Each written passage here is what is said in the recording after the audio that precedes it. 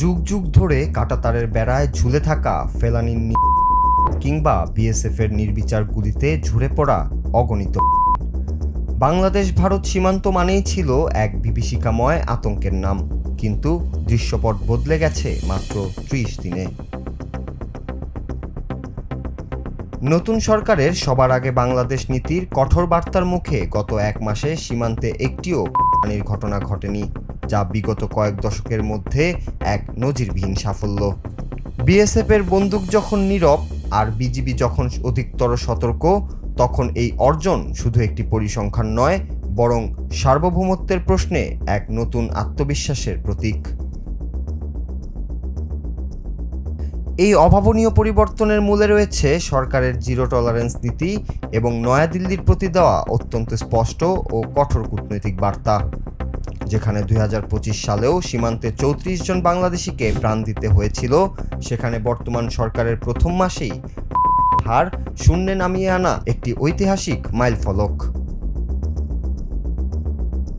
BGB কেবল সীমান্ত রক্ষা নয়, বরং চোরাচালান রোধে প্রায় 200 কোটি টাকার পণ্য ও উদ্ধারের মাধ্যমে প্রমাণ করেছে যে দেশপ্রেম আর সঠিক নেতৃত্ব থাকলে সীমান্তকে সত্যিই শান্তি ও সহযোগিতার প্রতীকে রূপান্তর করা সম্ভব।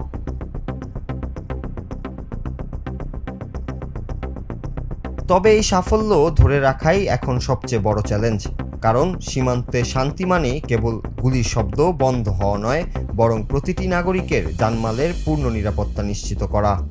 মানবাধিকার কর্মী থেকে শুরু করে সাধারণ মানুষ, সবার চোখ এখন বর্ডার গার্ড বাংলাদেশের ওপর, যারা অনুপ্রবেশ ঠেকাতে এবং অবৈধ কর্মকাণ্ড রোধে নিরলস কাজ করে যাচ্ছেন। আত্মতুষ্টিতে না ভুগে সরকার যেভাবে সমন্বিত গোয়েন্দা তৎপরতা এবং স্বরাষ্ট্র ও পররাষ্ট্র মন্ত্রণালয়ের মাধ্যমে চাপ বজায় রাখছে, তাতে আশা করা যায় যে সীমান্তের এই শান্তরূপ কেবল এক মাসের জন্য নয়, বরং চিরস্থায়ী এক বাস্তবতায় পরিণত হবে। বর্তমান সরকারের এই প্রথম মাসের খতিয়ান প্রমাণ করে যে জনসমর্থন পুষ্ট একটি সরকার চাইলে আন্তর্জাতিক অঙ্গনেও নিজের অধিকার আদায়ে কতটা দৃঢ় হতে পারে। 200 কোটি টাকার চোরাই পণ্য আটক আর 20টি বিদেশি অস্ত্র উদ্ধার এই বার্তা দেয় যে সীমান্ত এখন আর অপরাধীদের অভয়ারণ্য নয়। সাধারণ মানুষের প্রত্যাশা এই কঠোর অবস্থান বজায় থাকবে এবং ভবিষ্যতে একটি প্রাণও আর কাঁটাতারে ঝুলে থাকবে না।